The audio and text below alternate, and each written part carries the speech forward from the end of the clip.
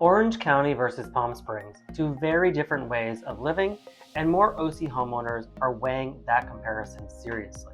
I'm Glen Nadeau, and in this video, we're going to look at what actually changes when you make this move. Pace of life, climate, what your money buys, community, and a buying strategy most people haven't considered yet.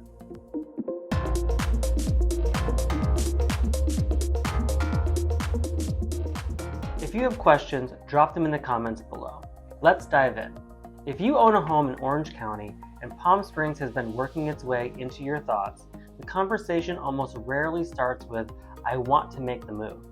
It starts with something more like, I'm tired of what this is costing me, or I built equity I never imagined and I'm not sure I'm using it right, or I came to Palm Springs for a long weekend and something just clicked. Whatever brought you here, this is not a debate about which city is better, just an honest look at what life actually feels like on both sides of this comparison. I've spent years helping relocation buyers from places like Orange County figure out whether this move makes sense for them. Some are ready to go tomorrow, but most are playing a longer game. The most common driver for buyers is the math.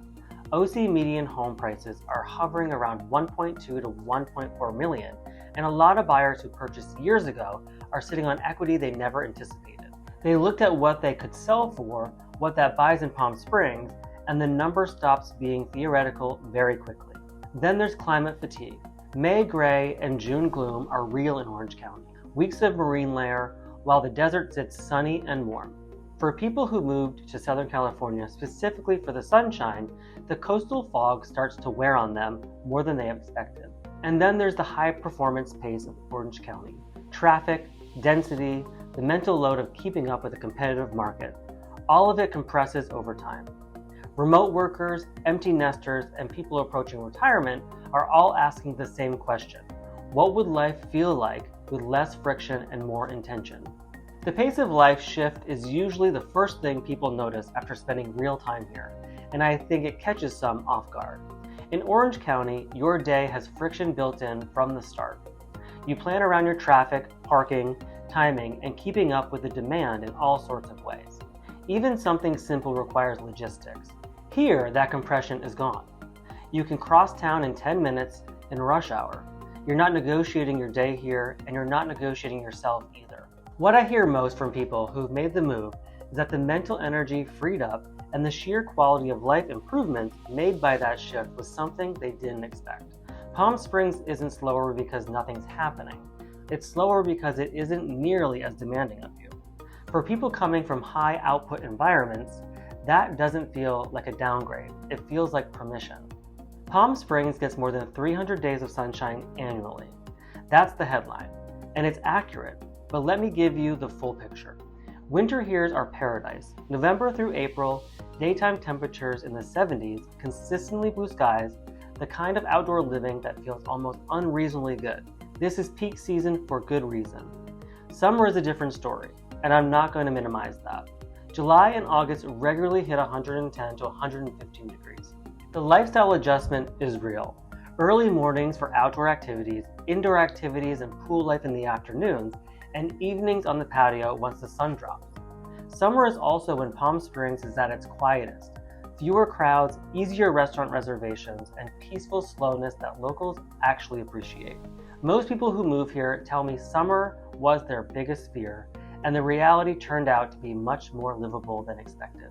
As long as they went in with honest expectations rather than trying to pretend July is something it isn't. In Orange County, entry level often means condos or townhomes in the $780K to $878K range. Shared walls, limited outdoor space, and high HOAs. Single-family homes with real privacy push well past 1.5 million. The median home size is roughly 1,800 square feet, and at that price point, you're usually still compromising on something. In Palm Springs, the median sits closer to 650K to 700K, and what that buys is a fundamentally different ownership experience. Mid-century modern architecture on larger lots, private pools, open floor plans, and true indoor-outdoor living. The focus shifts from making the numbers work within the zip code to owning something that actually feels like an oasis. For buyers in the $800K to $1.5 million range, which is where a lot of OC equity lands, Palm Springs opens up a tier of property that has no equivalent on the coast at that price. That moment when the math clicks is one of my favorite conversations to have.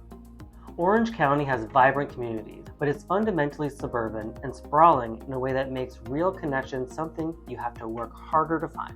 Palm Springs is the opposite. It's a small city with a real civic identity. The art scene, the design culture, the outdoor lifestyle, and the restaurant scene all overlap in a way that makes the social fabric here noticeably vibrant for such a compact place. For LGBTQ+ buyers specifically, Palm Springs occupies a category all of its own. Estimates suggest nearly 50% of the full-time population identify as LGBTQ+. The City Council has been all LGBTQ+ in recent years. Palm Springs has declared itself a sanctuary city for drag performers, and DAP Health provides comprehensive, affirming healthcare that extends well beyond the origins today. What that creates is beyond tolerance. It's true inclusivity. The LGBTQ+ community is the community.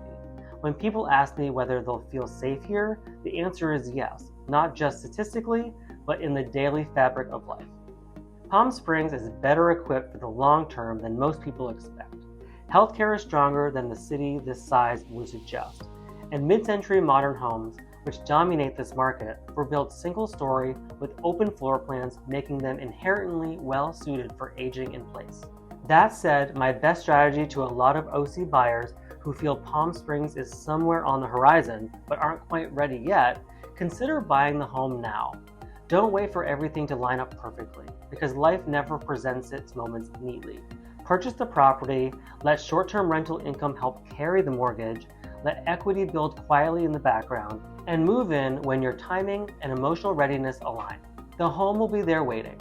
Part of executing this strategy well is understanding Palm Springs' vacation rental landscape from the start. The city requires a vacation rental registration certificate for any short-term rental, and neighborhoods are capped at 20% permitted rentals. That means the specific home and block you choose matters significantly, and it always is one of the first conversations I have with any buyer considering this approach. Will I be bored once the novelty wears off? Palm Springs always surprises people. Modernism Week, the Palm Springs Art Museum, a dining scene more sophisticated than the city's size suggests, Joshua Tree, the aerial tramway, and that's just scratching the surface. People who thrive here treat community as something they step into, and Palm Springs rewards participation. What are hidden costs I should know about? Summer electricity bills running AC around the clock can reach higher numbers without solar, and solar is worth serious consideration in any Palm Springs purchase analysis. Pool maintenance typically runs around $200 a month. These aren't deal breakers, but they're important to plan for. Is it easy to build community here? Palm Springs is one of the more welcoming places I've encountered. Almost everyone here is a transplant who moved for the lifestyle, which means people are naturally open to new connections. The LGBTQ+ community in particular has a culture of found family that newcomers tend to find immediately inviting. The first year often feels like orientation. The second year is when it starts to feel like home. If your identity is deeply tied to the coast, the beach, the marine air, the social culture of Orange County, Palm Springs may feel like too much of a departure. If you need the full density of a major metro or the professional ecosystem anchored in the LA area, the trade-off may not work for you. On the other hand, if you've built equity you're not leveraging wisely, if the pace of the cost of working against you more than for you, if you want community where you can actually feel seen, and where visibility isn't something you have to negotiate, Palm Springs makes a very compelling case. If Palm Springs is starting to feel like a future chapter, I'm always happy to talk things through. Most people who reach out to me directly aren't ready to move tomorrow, they just want clarity. I work with buyers and sellers like you every week, mapping smart timelines and options that actually fit real life. You can call or text me directly or use the contact links in the description. No pressure, just perspective. If you haven't yet already, please like this video and subscribe to my channel for more exciting changes, developments, and opportunities taking place here in Palm Springs and the Coachella Valley. Thanks so much for watching, and I'll see you in the next video.